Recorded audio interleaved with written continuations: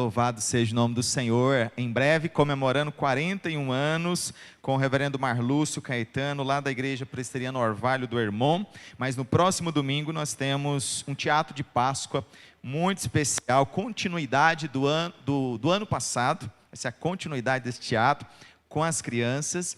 E aí no outro domingo, vai ser o primeiro domingo do mês, nós teremos a Santa Ceia com a recepção de novos membros lá da nossa congregação Bom Samaritano. E toda a igreja do Bom Samaritano vai estar aqui conosco, participando deste momento da Ceia do Senhor e da recepção de novos membros aqui na nossa igreja. Vai ser uma festa maravilhosa.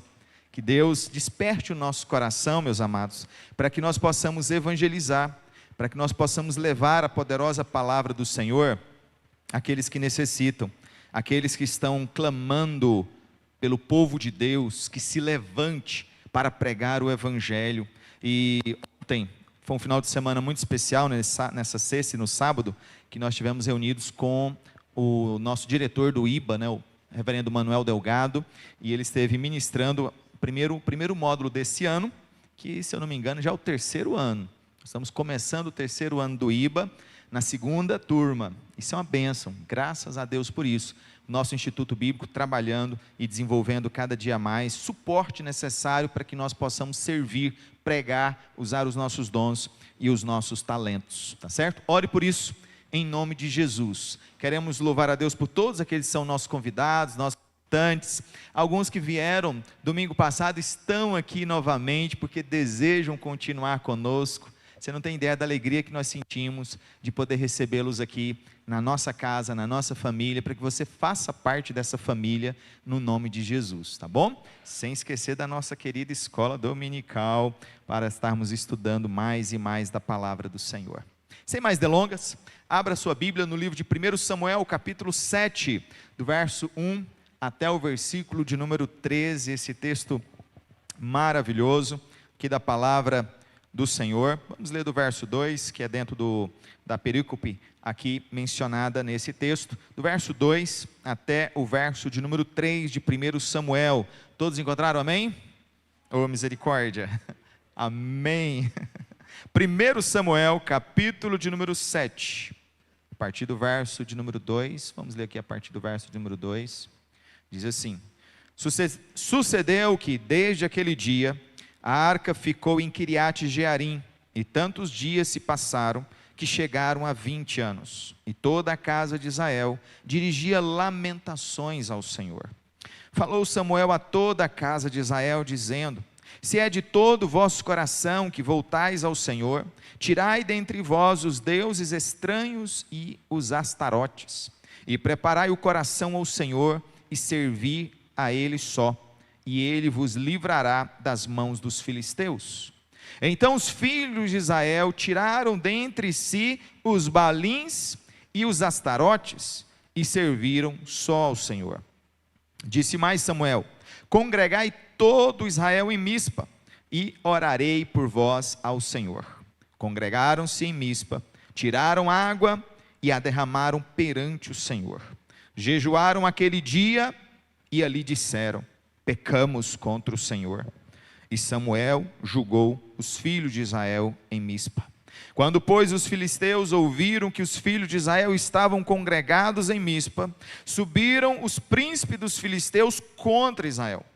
O que, ouvindo os filhos de Israel, tiveram medo dos filisteus.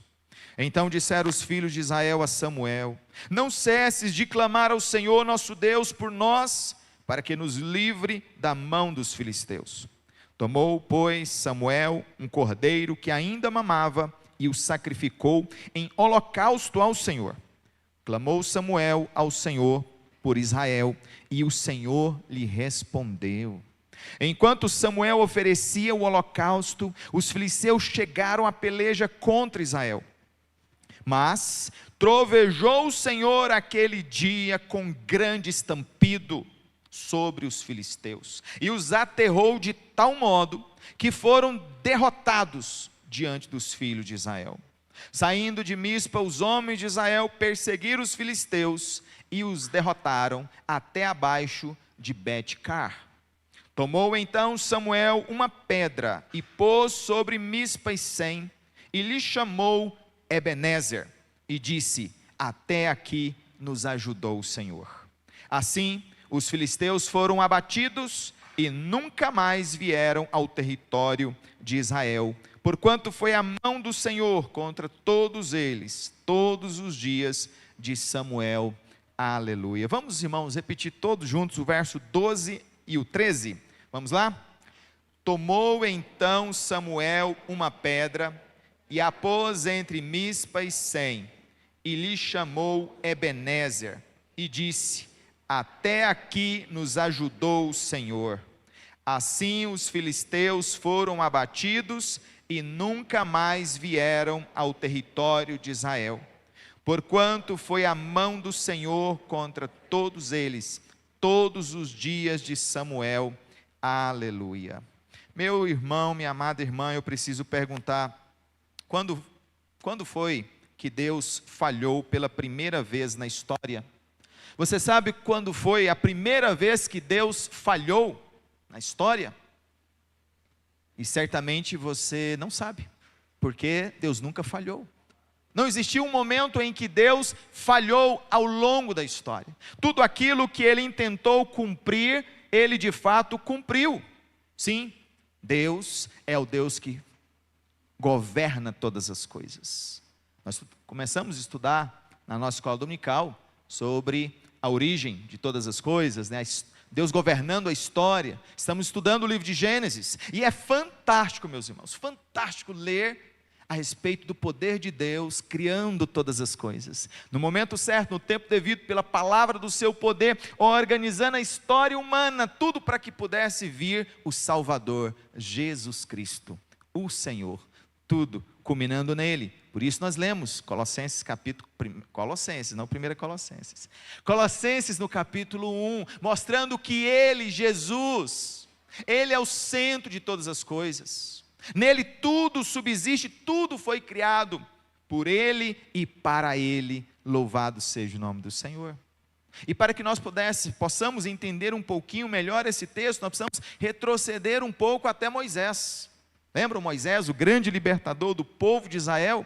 Mais precisamente vamos retroceder um pouco até o momento onde que Moisés passa o bastão para Josué. Josué se torna um novo líder.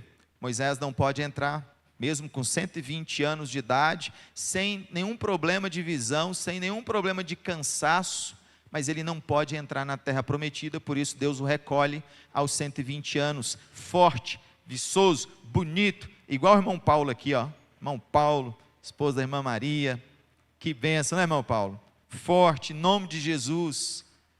Mas Moisés teve que ser recolhido, chegou o tempo dele, como todos nós, vai chegar o nosso tempo, e passou o bastão para quem? Para um jovem guerreiro chamado Josué. Quem que é o Josué aqui, né? Deixa-me ver, temos muitos Josués aqui, louvado seja o nome do Senhor. E Josué então, se torna aquele que vai lutar contra todos os povos que ali estavam, e de fato a luta é ferrenha e ele vence, mas um dos povos permanece ali naquela terra, os temidos filisteus. Sim, os filisteus são fortes e guerreiros, e eles estavam presentes naquela terra há mais de 400 anos, alguns até os identificam como os moradores de Gaza, na atualidade, descendentes dos filisteus, porque é a mesma região, exatamente a mesma região.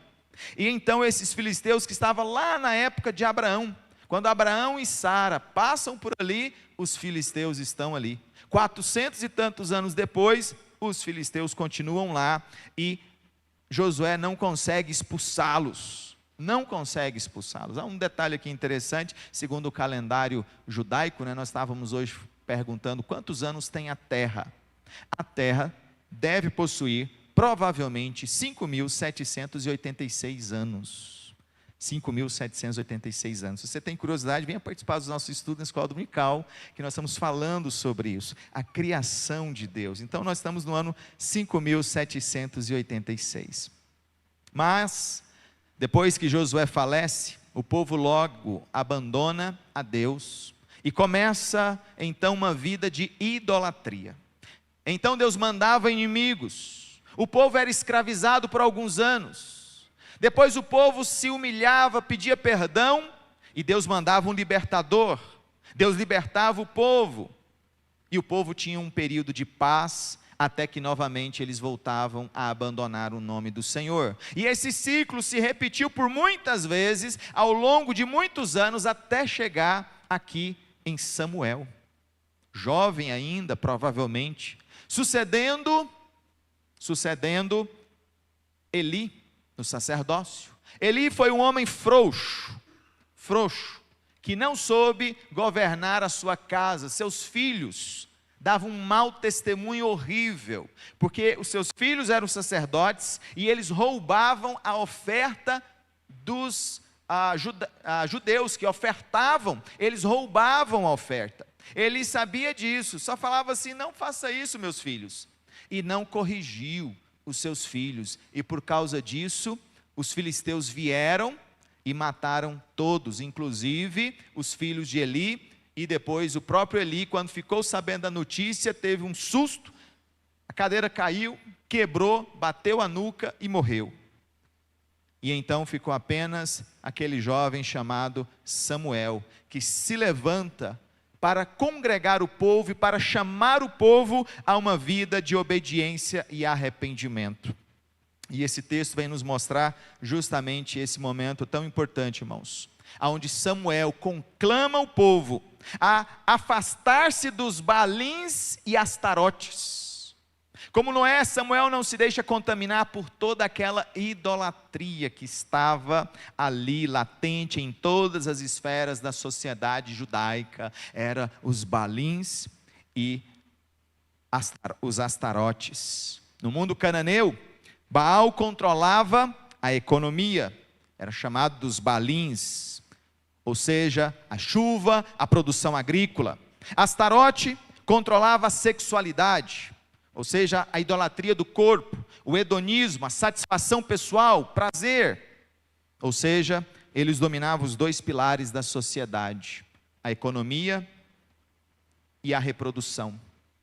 A vida do povo estava baseado ali na produção, na reprodução e na economia e na sensualidade. Exatamente os mesmos pilares da nossa sociedade moderna. Economia, o capital. Se eu tiver isso, minha vida está garantida. É a frase que o mundo prega por aí. A sexualidade. Se eu sentir isso, ou se eu tiver essa experiência, eu serei feliz. Então a busca da felicidade através da sensualidade, dos gostos e tudo mais. Mas Cristo, meus irmãos, Ele nos apresenta o grande contraste. Contra Baal, ou seja, contra os Baalins, Mateus capítulo 4, versículo de número 4, quando ele diz: nem só de pão viverá o homem. E contra Astarote, Mateus 5, versículo 8, bem-aventurado os limpos de coração, esses verão a Deus. Ou seja, Cristo está redefinindo a prioridade dos seres humanos. A segurança é em Deus, o prazer é a santidade de Deus, a identidade é a redenção. Nós fomos redimidos para ser um povo diferente, mas, e é importante dizer, sempre que Deus deixa de ser suficiente em nosso coração, Baal e Astarote encontram espaço para habitar no nosso coração. Portanto, nós não podemos deixar espaço para os Baalins, nem para Astarote, porque senão eles vão encontrar espaço facilmente, porque são áreas onde o ser humano é tentado o tempo todo e todo o tempo. Então, meus irmãos, nós temos aqui o cuidado de Deus, levantando um jovem chamado Samuel, conclamando o povo a retirar os Baalins e os Astarotes. Mas não era qualquer coisa, não. Era aquela mentalidade que estava impregnada na vida do povo. Retirar os Baalins e os Astarotes significava aquele casal, aquela família com uma imagem lá 30, 40 anos em casa, aonde ele é devoto àquela imagem, e agora chega Deus e diz: tire daí, jogue fora, e a pessoa tem que se libertar daquilo. É doloroso, é difícil, porque nos últimos 30 anos ela sempre acreditou que a vida dela era abençoada por causa daquilo. Foi mais ou menos o que Samuel fez. Samuel chegou para a nação e disse: se vocês querem realmente servir a Deus, vocês precisam tirar os balins da casa de vocês e as astarotes da casa de vocês. E nós que lemos o Antigo Testamento sabemos que essa é a parte mais difícil dos judeus: retirar estas idolatrias, estes ídolos. Foi sempre muito difícil. Mas algo aconteceu, naquela época, o Senhor derramou um grande avivamento sobre aquele povo. Aquele povo conseguiu, pois o texto vai nos dizer que sim.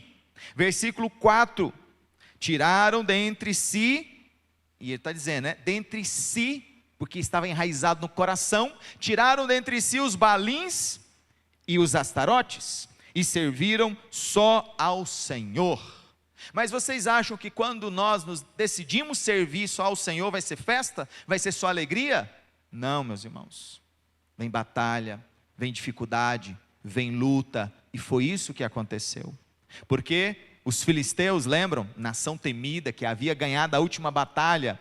Os judeus tinham medo dos filisteus, porque não conseguiram expulsá-los e ainda perderam as batalhas. Este povo, os filisteus, ficam sabendo que eles estavam ali reunidos, numa grande congregação, adorando a Deus. Os filisteus falam: vamos lá, e vamos dar uma surpresa neles, vamos cair de surpresa, e vamos destruir a todos eles, eles vão nos servir. E os filisteus então armaram aquela grande emboscada para perseguir o povo. E nós sabemos o que Deus fez. Deus defendeu aquele povo, com um grande estrondo de nuvens carregadas, barulho, terror, de tal maneira que os filisteus tiveram medo. Alguma coisa não, o Deus dos judeus está contra nós. E então Deus deu força para o povo judeu perseguir os seus inimigos, e venceu todos eles naquela batalha. E a vitória foi tão grande, que em todos os anos ali, em que Samuel foi o representante, o juiz daquela nação, os filisteus não se levantaram mais contra Israel. Olha que coisa maravilhosa que Deus fez. E pensando nisso, meus irmãos, nós queremos falar sobre este tema: passado, presente e futuro. Deus é nossa pedra de ajuda. Pois nessa festa, nessa grande vitória, Samuel conclama o povo e diz: Ebenezer, até aqui nos ajudou o Senhor. Ele pega uma pedra para servir de sinal, de memorial, para o povo nunca esquecer, e diz: até aqui nos ajudou o Senhor. E o próprio nome Ebenezer significa pedra de ajuda. Sim, para que nós não venhamos a esquecer, para que eles não viessem a esquecer, a pedra de ajuda estava ali. E eu gostaria que nós pensássemos e refletíssemos sobre isso. Deus, a nossa pedra de ajuda. Olhando primeiramente para o passado, sim, porque esse texto nos ensina 3 princípios fundamentais para reconhecer a ajuda de Deus em nossas vidas. Sim, Deus tem te ajudado, Deus tem me abençoado, Deus tem te abençoado. Nós temos tantos motivos para reconhecer a bênção, o favor e a graça de Deus. Olhando para o passado, gratidão pelas vitórias. Essa nação guerreira, meus irmãos, que Israel tinha medo, os filisteus ali, eles tiveram essa ideia diabólica de atacá-los justamente quando eles estavam reunidos em adoração. Mal sabia eles que seria a pior das ideias, atacar o povo de Deus, quando o povo de Deus está reunido adorando o Senhor. É a pior das ideias. Quando o povo se viu cercado ali por todos os seus inimigos, eles clamaram a Deus. Eles foram até Samuel e disseram: Samuel, não cesses de clamar por nós. Porque naquele momento eles poderiam recorrer aos balins, a astarotes. Não, Mas eles não recorreram aos seus deuses, eles foram até Samuel e disse: Samuel, clame ao Senhor por nós. E Deus, de maneira assustadora, trovejou sobre todos aqueles filisteus, colocando medo no coração deles, de tal maneira que o povo conseguiu vencê-los na batalha. Sim, Deus fez isso. Samuel, meus irmãos, pegou uma pedra entre Mispa e Sem, e colocou ali aquela pedra, e deu o nome de Ebenezer, pedra de ajuda, e disse: até aqui nos ajudou o Senhor, até aqui nos ajudou o Senhor. Na história passada, até mesmo da vida de Samuel, nós encontramos Sansão. Sansão lutou com 1000 filisteus, esses filisteus estão fortes, né? Sansão lutou com 1000 filisteus com uma queixada de jumento, e venceu todos eles, mas ele estava no deserto, e quando a luta termina, ele está tão cansado, tão exausto, e não tinha um copo de água naquele deserto. Ele procura e não acha, e ele começa a ficar fraco, e ele começa a clamar e dizer: Deus, eu vou morrer nesse deserto, depois de ter vencido esses 1000 homens. E ele clama a Deus, e o socorro de Deus vem. Aparentemente, Deus fez uma rocha que estava no chão se fender, abrir e jorrar água daquela rocha, e ele bebeu a água que jorrou daquela rocha. Meus irmãos, vocês têm ideia do que é isso? Do milagre de Deus agindo de maneira sobrenatural, contrariando as leis da física, mas agindo de maneira poderosa para socorrer aquele que clamava por ele. Sim, quando nós olhamos para o passado, será que nós conseguimos relembrar todas as vezes que Deus nos socorreu? Todas as vezes que você passou por alguma situação e assim, do nada, Deus te livrou? Eu acho que a gente não consegue lembrar de todas. Algumas, a gente nem fica sabendo em como Deus nos socorreu, seja numa estrada, seja numa casa, seja num hospital, seja na empresa, seja até mesmo aqui dentro da igreja. Deus nos socorreu, meus amados irmãos, porque Ele é a nossa pedra de ajuda. Então todas as vezes que Deus nos socorreu, Ele estava sendo a nossa pedra de ajuda, para que nós pudéssemos dizer: Senhor, até aqui o Senhor tem nos ajudado. Portanto, nós precisamos nos alegrar, portanto, nós precisamos buscar ao Senhor. Jesus, hoje, é a nossa pedra de ajuda, a quem nós devemos clamar, a quem nós devemos buscar. Ele pode nos socorrer, Ele é a pedra de ajuda que Deus nos deu. Tanto é que Ele diz: eu sou a pedra angular, a pedra principal, remetendo também a essa história, mostrando que Ele é o centro de todas as coisas. Portanto, esse presente que Deus nos deu, a pedra que nos dá salvação, Cristo Jesus, deve nos trazer alegria, meus amados irmãos. Sim, olhando para o passado, nós vemos tantas vitórias, mas e olhando para o presente? A rocha de ajuda é dependência de Deus no presente, ou seja, no presente eu preciso continuar dependendo de Deus. Até aqui, o meu presente, na minha época, eu preciso continuar dependendo de Deus. Será que dá para entender e imaginar a segurança que traz ao nosso coração, saber que Deus luta as nossas batalhas? Isso é maravilhoso, meus irmãos, saber que Deus luta as nossas batalhas e Ele está conosco, porque nós retiramos os balins, retiramos os astarotes e somos fiéis ao Senhor. Somos o povo da aliança, somos o povo de Deus. Aquele povo estava naquele processo de grande avivamento, porque durante 20 anos eles estavam sofrendo sem a arca, a presença da arca da aliança, e Deus incomodou o coração deles, eles se arrependem, abandonam os seus ídolos e começam a servir só a Deus. Sim, eles começam a servir a Deus. É possível sim que uma nação inteira se arrependa dos seus pecados. É possível sim que o nosso Brasil, como uma nação inteira, se arrependa dos seus pecados, meus amados irmãos. Sim, isso é possível, porque é a ação de Deus gloriosa, trazendo um avivamento nacional para todo o nosso povo.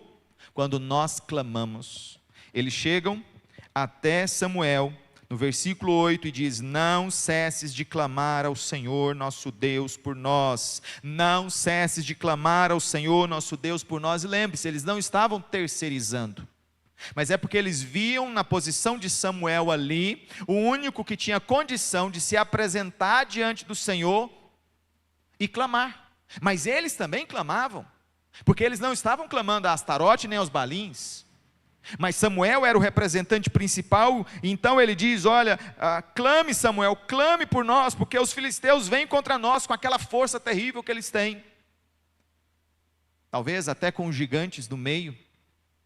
O último deles foi Golias, muito tempo depois desse acontecimento aqui.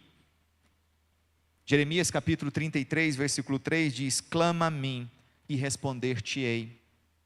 Salmo 34, versículo 17 diz: os justos clamam e o Senhor o ouve. Salmo 91, versículo 15 diz: ele me invocará e eu lhe responderei. Salmo 50, versículo 15: invoca-me no dia da angústia e eu te livrarei. Salmo 145, 18: perto está o Senhor de todos os que o invocam. De todos os que o invocam em verdade. Sim, Deus está perto. O que Deus quer de nós, meus amados? Que abandonemos os ídolos e clamemos por Ele. Que abandonemos os ídolos e clamemos por Ele. O povo de Israel naquele momento teve a sua fé testada, quando os inimigos se levantaram contra eles, justamente naquele momento que eles estavam querendo servir mais intensamente a Deus. Nós temos recebido alguns irmãos e vamos receber novos irmãos aqui na nossa igreja, como membros da igreja. E não pense que uma vez que você é crente, que as coisas vão ficar boas e maravilhosas, não. Pelo contrário, aí é que pode vir a provação, porque o povo de Israel foi testado justamente no momento que eles estavam decididos a buscar mais a Deus. Os inimigos se levantam, e é nesse momento que você precisa clamar a Deus e ser fiel. Nós não falamos aqui na escola dominical, na palestra para as mulheres, sobre Débora. Débora liderou um exército, um pequeno exército junto com Baraque, e esse pequeno exército venceu os temidos 900 carros de ferro do rei Jabim, rei dos cananeus.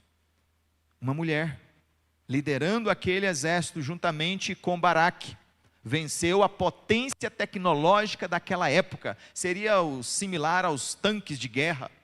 Enquanto que eles tinham espadas talvez de madeira, Deus os capacitou a vencer aqueles que por tantos anos estava aprisionando ou estava tornando-os cativos. Débora, ela escreve um cântico em louvor a Deus. E Samuel pega uma pedra, coloca ali entre Mispa e Sem, e diz: olha, Ebenezer. Era um sinal, porque até aqui nos ajudou o Senhor. E algo que não está ali por acaso. Samuel pega um cordeiro, novinho, menos de um ano, está oferecendo sacrifício. E nós podemos entender que quando ele está oferecendo aquele sacrifício, a fumaça do sacrifício subia, o socorro de Deus descia. E é esse cordeiro que foi imolado, nós podemos vê-lo como o próprio Cristo, que uma vez imolado por nós, uma vez morto naquela cruz, ele se oferece para que a vitória de Deus venha sobre nós, meus amados irmãos. Sim, é por ele que nós estamos aqui, é por Cristo Jesus, e é por isso que nós queremos comemorar este momento tão importante em 2 domingos, agora no dia 28 e depois no dia 5 também, estarmos juntos comemorando a vitória de Cristo na cruz. Louvado seja o nome do Senhor.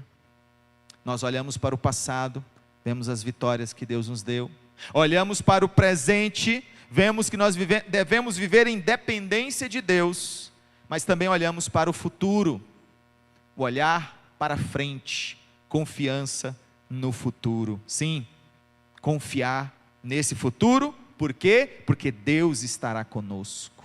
E agora, uma vez que Deus nos ajudou, como vamos viver daqui para frente?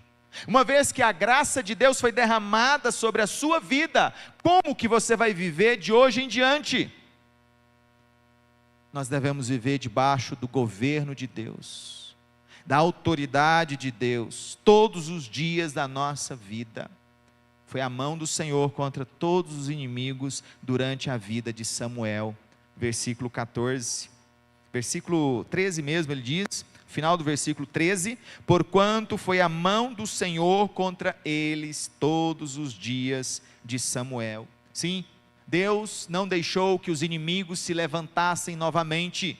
Enquanto Samuel foi ali o governante, o juiz, o profeta, quase um rei, né? Mas ele era o juiz, ele era o profeta, ele era o sacerdote, conduzindo aquele povo à vitória. Sim, e hoje nós podemos dizer, Ebenezer, Ebenezer. Até aqui nos ajudou o Senhor. E até aqui não quer dizer que foi só até aqui, pronto, não. Até aqui, mas daqui para frente, o Senhor continuará nos abençoando, de tal maneira que daqui amanhã a gente poderá dizer, até aqui nos abençoou o Senhor. No próximo mês nós poderemos dizer também, até aqui nos abençoou o Senhor. Mas lembre-se, é preciso que você queira ser governado por Deus. Há uma grande diferença entre o rei Saul e o rei Davi. São personagens que vieram depois desses acontecimentos aqui. Saul foi um rei fraco, porque ele queria sucesso, mas ele queria sucesso para ele. Ele chamava atenção para ele. Meio que ele ficou tomado pelo sucesso de ser rei, porque ele era lá de uma tribo, apesar de ser alto, ser forte, mas ele deixou que o sucesso subisse a cabeça. Ele queria muito agora continuar como rei, e ele estava disposto a negociar os seus princípios para continuar como rei, ao passo que Davi não. Davi não estava disposto a negociar os princípios. O desejo dele era que Deus recebesse toda a honra e toda a glória. Ele não fazia negociatas ou negócios escusos para ficar no poder, não. O desejo dele era que o nome de Deus fosse adorado através da vida dele, mas ele não se deixou encantar pelo poder, ele não se deixou levar por aquelas coisas. Teve os seus momentos de declínio, sim, mas o seu coração era desejoso de servir ao Senhor e de ser sempre fiel a Deus. Portanto, Deus vai te colocar numa condição maravilhosa, meus irmãos. Quando você chegar lá, não seja Saul. Não fique encantado com o poder, com o sucesso, ou com as coisas que Deus vai te dar. Use todas elas para glorificar mais o nome do Senhor. Use todas as coisas que Deus te der para glorificar mais o nome de Deus. E aí você vai ser conhecido como Davi foi conhecido, o homem ou a mulher segundo o coração de Deus. E não como Saul, que perdeu, e perdeu feio, porque ele se deixou levar por aquele luxo, por aquela grandeza, por aquele sucesso, e ele não teve Deus como a sua pedra de ajuda. Ele preferiu usar a sua força, o seu braço forte, a sua sabedoria, perdeu. Portanto, nós podemos pensar em algumas aplicações para nós. Quando olhamos para essa palavra Ebenezer, até aqui nos ajudou o Senhor. Essa é uma das frases mais decoradas e lindas da Bíblia, sim, porque ela olha nessas três direções. Ela olha para o passado, para trás, e reconhece que todas as vitórias foram providência de Deus, uma providência divina. Ele olha para o presente, para o agora, e celebra que no momento da crise Deus nunca falhou e nunca falhará. E ele olha também para frente, para o futuro, e dizendo, olha, continue, que Deus estará contigo até o último dia da sua vida, até o último dia da sua vida.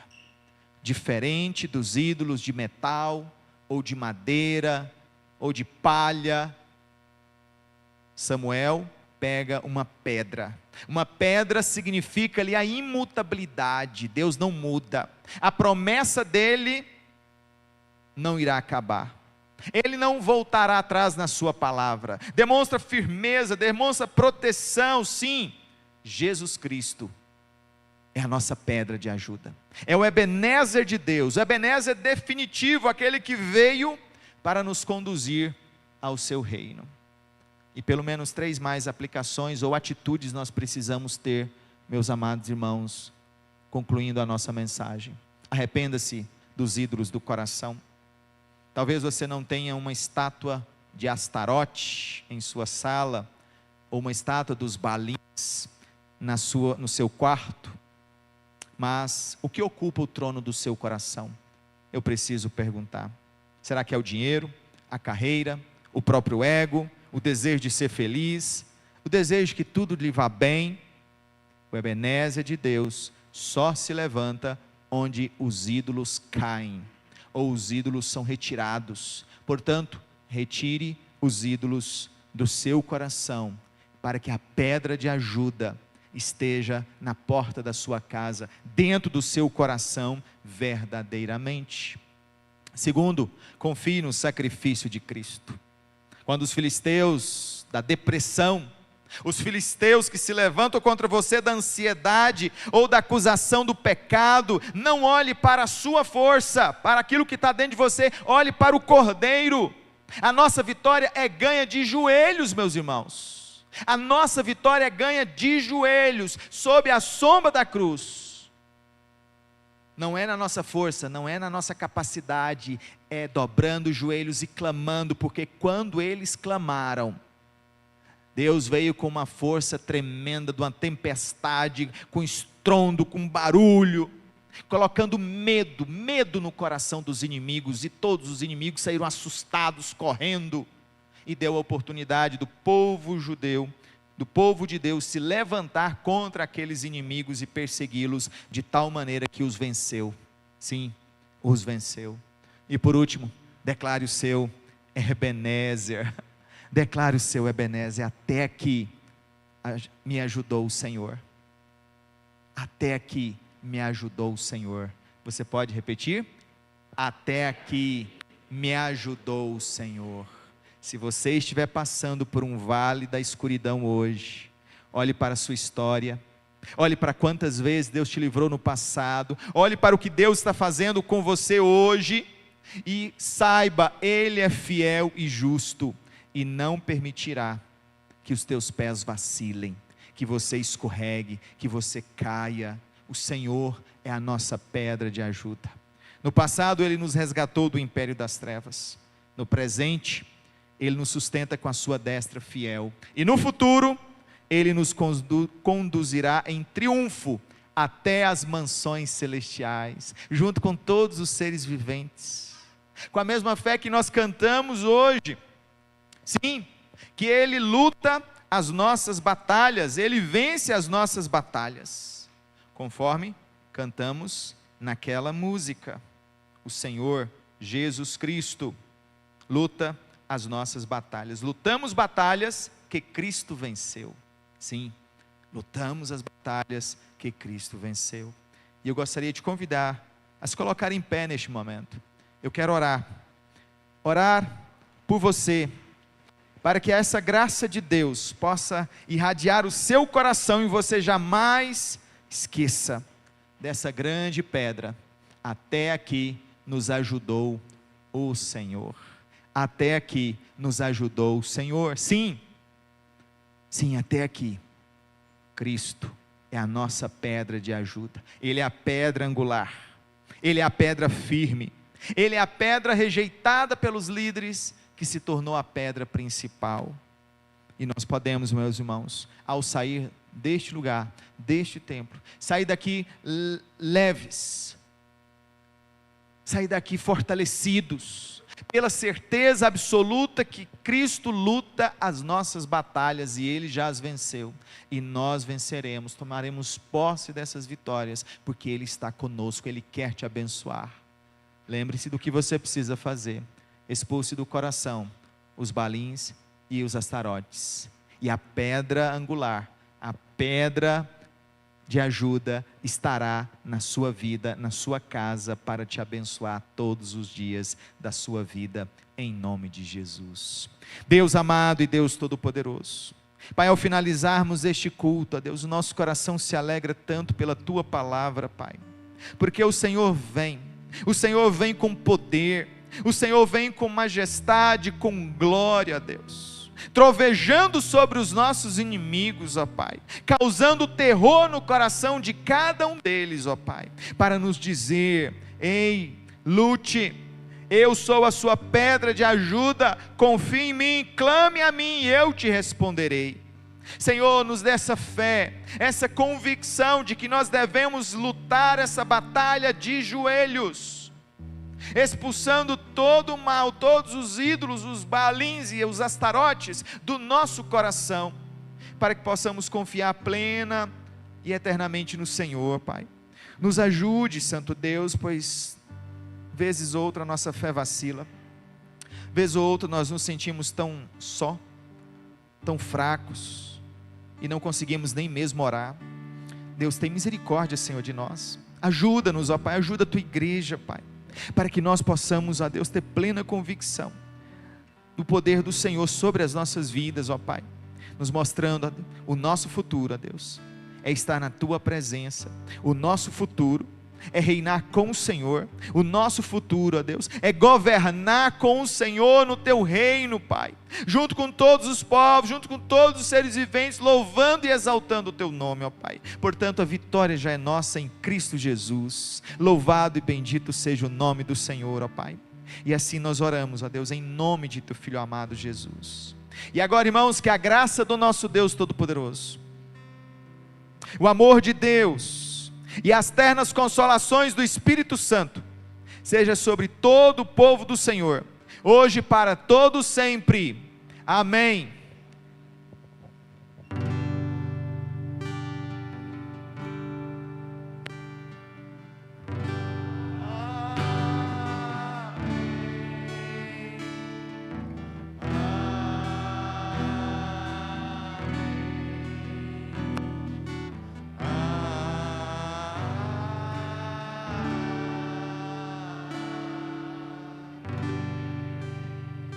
Aleluia.